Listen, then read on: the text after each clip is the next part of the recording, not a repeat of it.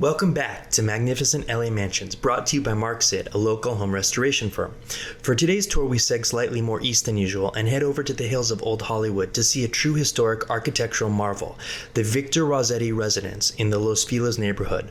We'll learn about the house's owners, its size and style, how the architectural choices and materials used in the home's construction inform its character, and try and attempt to answer that perennially evasive question, what makes it great? And now, enjoy the tour. In Los Feliz area, in 1927, there were racially restrictive covenants. That means African Americans could not buy homes in this area. Yet he was good enough to design the home. The Rossetti Residence is located at 2188 Pone Drive in the Los Feliz Oaks neighborhood. The little villa, constructed in the Italianate Mediterranean Revival style, was designed by acclaimed Southern California architect Paul Revere Williams and built by renowned contractor Donald E. Harrison. The two-story house is 8,240 square feet, or about the size of nearly 2 basketball courts. It has 8 bedrooms, 8.5 bathrooms, and sits on about half an acre of land. The house boasts a 2-car garage, a swimming pool, and an outdoor pub. A 40-yard driveway sets the house back from the street in tranquil seclusion. The villa was originally built in 1928 for Victor Rossetti, vice president of the Farmers and Merchants Bank, for whom it is named. He would go on to become its president for 25 years. Rossetti was also an outspoken financial expert and published a number of highly opinionated articles in the LA Times advocating greater national thrift, austerity, and saving during wartime. But perhaps not for him. Rossetti built the estate for $47,000, which would be about $700,000 today. Following Rossetti, the house had a chain of caring custodians. In 2007, it was named an official historic cultural monument by the city of Los Angeles. The house made headlines in 2015 when it was purchased by Lydia Hearst, great-granddaughter of William Randolph Hearst, and husband, Chris Hartwick. Taste must be genetic because the Rossetti Residence has not a few notable traits in common with Hearst Castle, like being Italianate Mediterranean Revival style, its high perch upon a hillside, and a remarkably exquisite, painstaking attention to ornamentation and detail. Furthermore, while William Randolph Hearst chose to commission Julia Morgan, a female architect, to design his lair, Lydia likewise honored the road less traveled when she purchased her house, which was designed by an African-American architect who would have faced adversity from a field dominated by white men, similar to Morgan. Paul Revere Williams was born in Los Angeles in 1894. By the time he was 4, he lost both his parents to tuberculosis and entered the foster system. Thanks in part to an encouraging foster mother, Williams resolved at a young age that he would become an architect, despite very well-founded fears of his family and teachers that no African American at the time could make a living as an architect in America. Not only did he prove them incorrect, he rose stratospherically.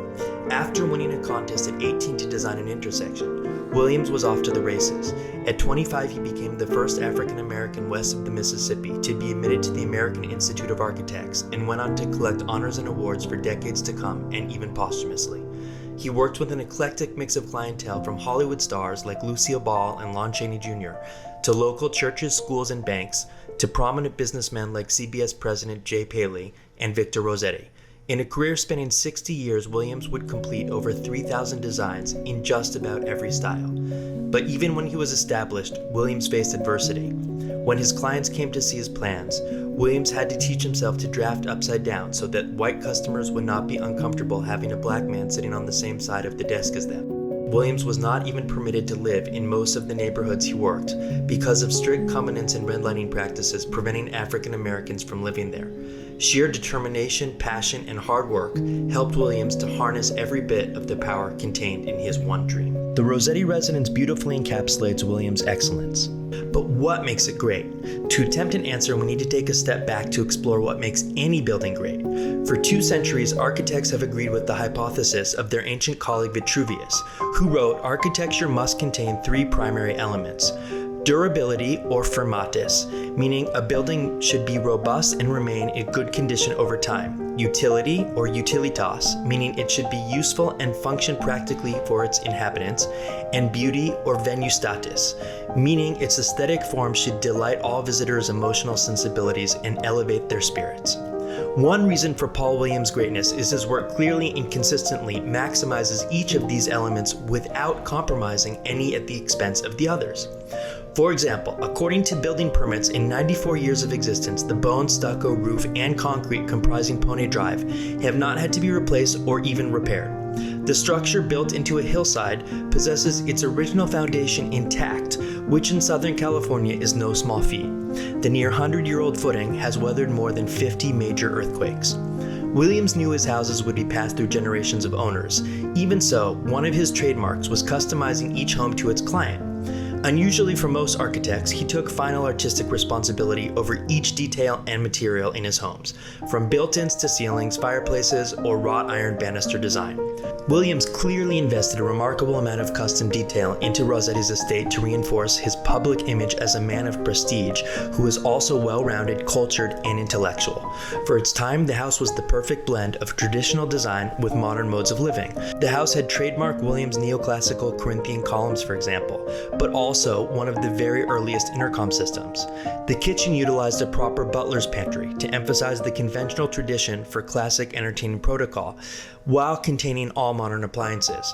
Williams even included an old-world-style plein-air pub for Rossetti and his friends and colleagues to retire to after rich meals in the extravagant dining room with cigars and cognac of their choice, while drinking in the sweet Hollywood night air.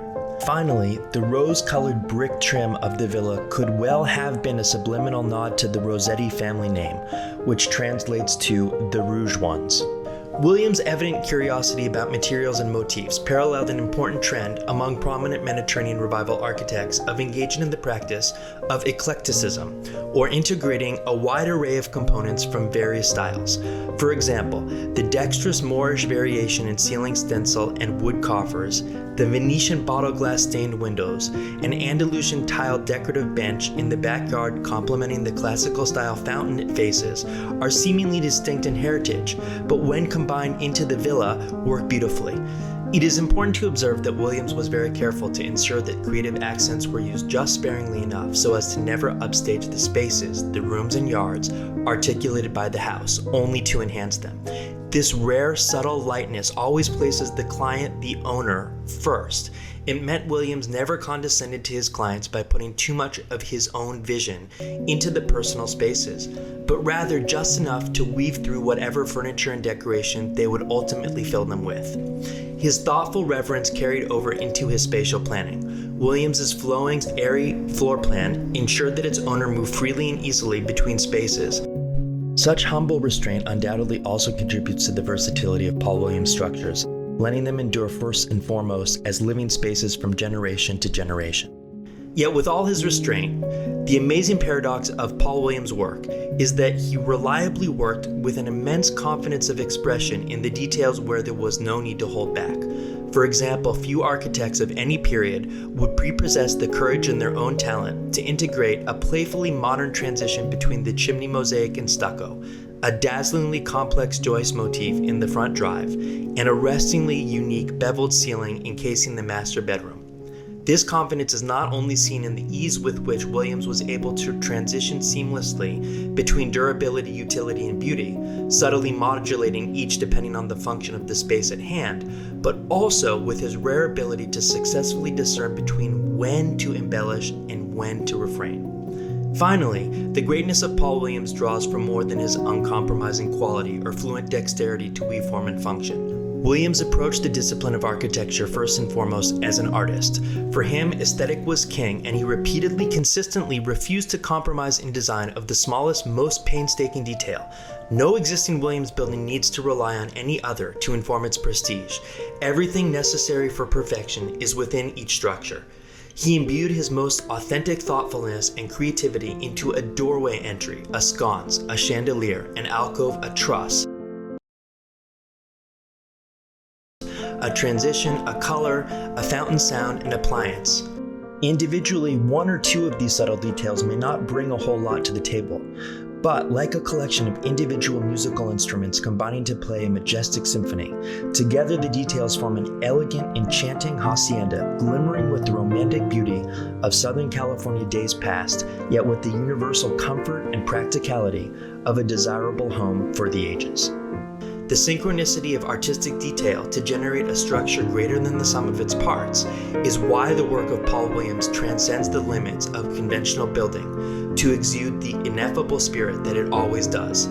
This exact same spirit once enabled a young, lower-class African-American kid with nothing more than a dream and a pencil to redefine the standard of building to heights so majestic that now a century later there is nothing so desired by the most successful and sophisticated of buyers as to live in a Paul Williams home. Today, Paul Williams is widely considered one of, if not the greatest American architects to have lived.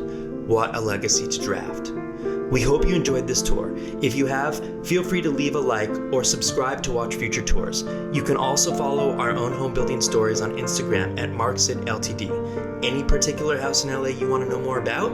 Let us know in the comments section so we can explore it in future videos. Until then, dream house.